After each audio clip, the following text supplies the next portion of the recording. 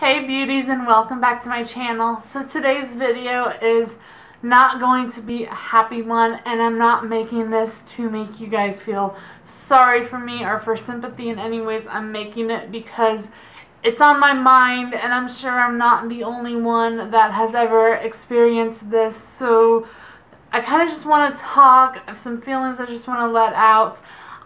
This video was kind of planned, but not as what I'm going to say. So if I go off on tangents, if I start crying, I'm sorry, but I'm not sorry. Like, you can't control your human emotions and everything. So first off, yes, I'm here. I've disappeared for like 2 weeks, and that's because of school, and I've had some health issues, but the health issues will be discussed in another video.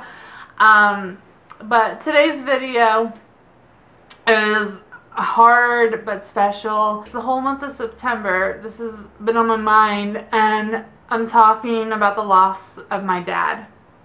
Losing a parent is, there's no words for it. It sucks. You're robbed.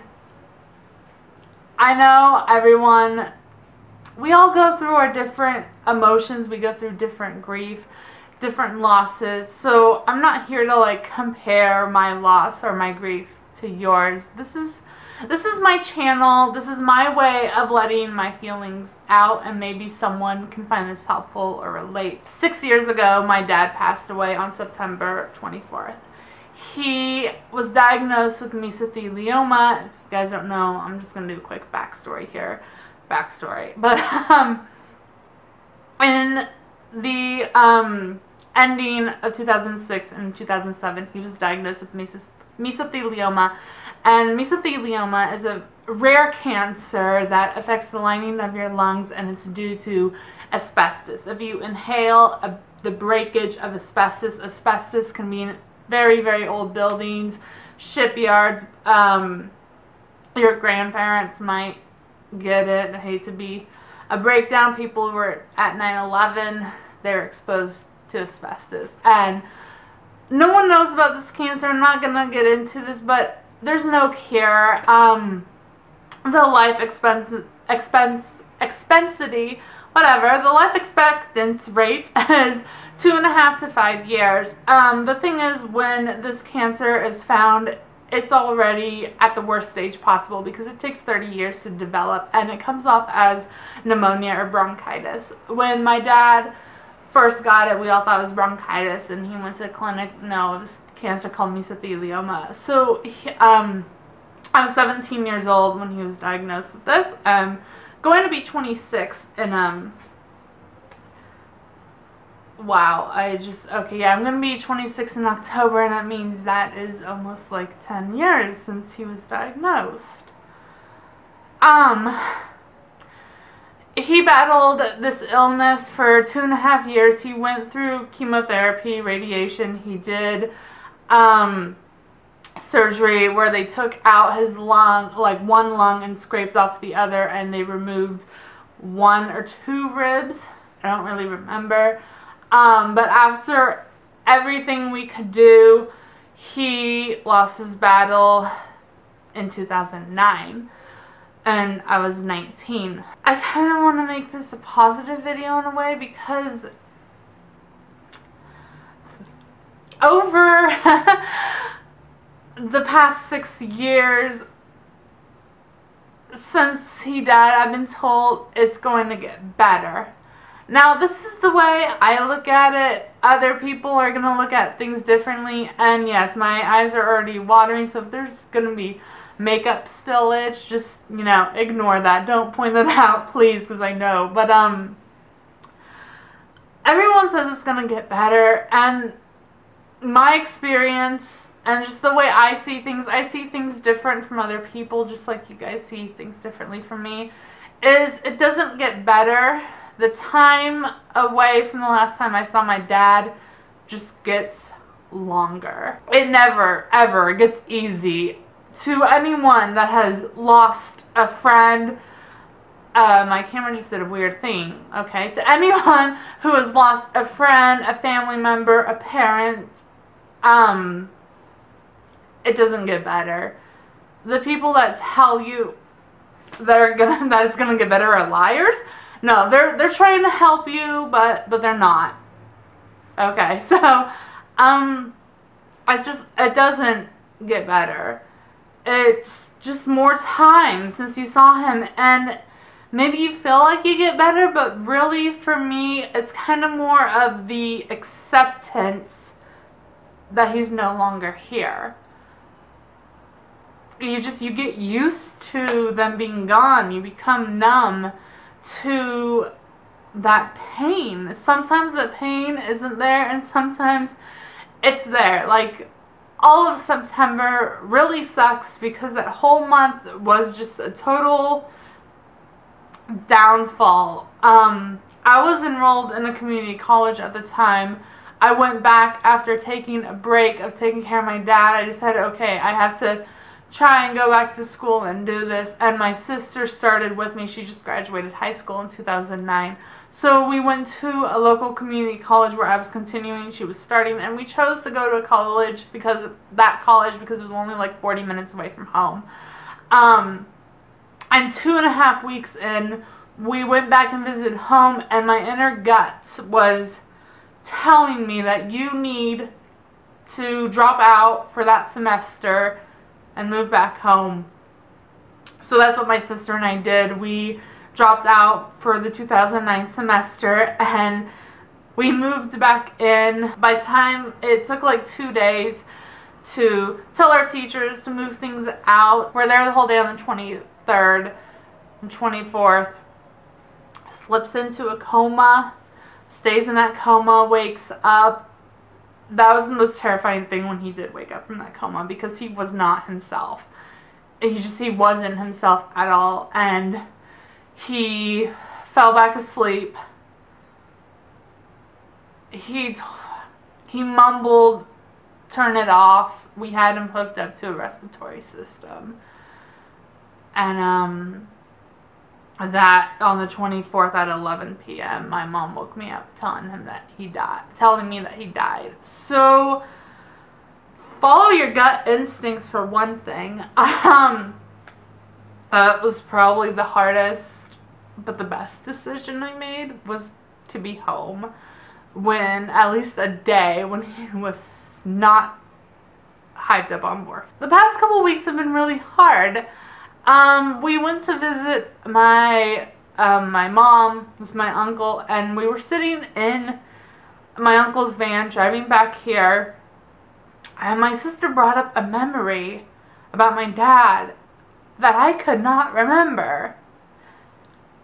And that has always been the worst thing, is my fear of forgetting my dad. So right now I kind of want to ward off these tears and tell you some things that I like to do when I'm really missing my dad, or I'm going through a hard time, to kind of try to ease that pain of losing a loved one. I've always had that fear of losing memory of my dad. So what I decided to do, and I haven't started writing in it yet, but I'm going to, probably starting tomorrow/today when you're watching this, is get a journal, and I want to write like diary entries to my dad, like letters to my dad, and kind of just so I feel like I have a way to talk to him, even though he's not going to answer back. It's just those feelings that you want to let out. So I recommend maybe writing to your loved one in a journal, and at the end of each entry, what I want to do is write a memory. I want to start keeping track of memories, include photos in here. It's just a normal leather-bound lined journal, but that's what I want to do. It's been 6 years. It's only going to get longer, and I miss him. So that's my suggestion, for one thing, on how to kind of deal with losing a parent, a loved one, is maybe write to them. No, they're never going to get the letter or anything, depending on your beliefs. I mean, I'm Christian, but I feel like I have to believe in a heaven because I just can't believe that my dad's spirit doesn't live on, basically. So that's the short answer to that. So religion has definitely been a back and forth thing with me. So, okay. Whew. Another thing that I like to do is, well, writing, of course, but is to, if you can get yourself to do it, it's just look at pictures and think of happy memories. Everyone says look at happy memories. It's hard. Like, I didn't for years. And I think where I'm at right now is, well, I'm still grieving because I didn't grieve when he died because, okay, I'm the oldest. I just have my mom and my sister. They grieved. They're still grieving. Like, when he died, I didn't. I kind of accepted that he was gonna die, and I became the man of the family, you know, just taking care of my mom and my sister, where I push my feelings aside all the time. Anyways, one thing that's really hard that, it's really hard. I can't watch father-daughter movies anymore. Maybe in a couple more years, maybe not. But one thing I like doing is watching TV episodes that have to deal with loss. Like a death in the episode of a character that you love. And I don't know why. My favorite one to watch is The Body. It's from Buffy the Vampire Slayer. It's when Buffy loses her mom. And, oh God. When I first saw that episode before my dad's death, I didn't really like it. But after my dad died, like 3 years, I finally got myself to watch The Body, and it was just, it's such a relatable episode. It's so true. It's so true, that episode, of how people feel, how they react, what it's like. In a sense, that is therapeutic, is watching or reading really sad things and have another outlet to kind of like let yourself cry. Because, okay, how do I put this? When you're sad and you want to cry, for me, when I want to cry kind of about the loss of my dad, it's other things that trigger it. But deep down, like in my unconscious, subconscious, I'm crying because of my dad, but there are other things that help let that out, if that makes any sense. There's going to be a couple more videos like this that are more planned, that aren't just like this. I think one of the hardest things is when other people try to relate to you. The thing is, death and dealing with loss is different for everyone. I was 19 when my dad died, and that is very different from a 50-year-old losing their dad. And people don't really see it that way. I do. I know loss is loss, and we can connect on that level, but when someone... The worst thing someone can say to me, and probably to another person who just lost their parent, is, I know how you feel. My dad died 10 years ago, but this lady's sitting in front of you and she's like 50 or 60 years old. And I know it hurts either way, but when you're 19, or when, you know, I'm going to be 26, you know, I was robbed from my dad seeing my milestone birthday, my 20th. We went to Disneyland on my 20th. This is the worst trip to Disneyland in my life because that's like barely a month. And so I'm robbed from whenever I get married. If I do, I'm not gonna have my dad walking me down the aisle. I'm not gonna have that father-daughter dance. no granddad. I'm in film school because of my dad. So he always took, see, 6 years later, and I still use present tense. He always took interest in my writing. He always went back and forth, and what hurts a lot is not being able to share my ideas and my screenplays with him, because that's what I always did when I was growing up. Yeah, oh my God. I think I'm just gonna say that to those who have lost their parent, I love you, and you're not alone.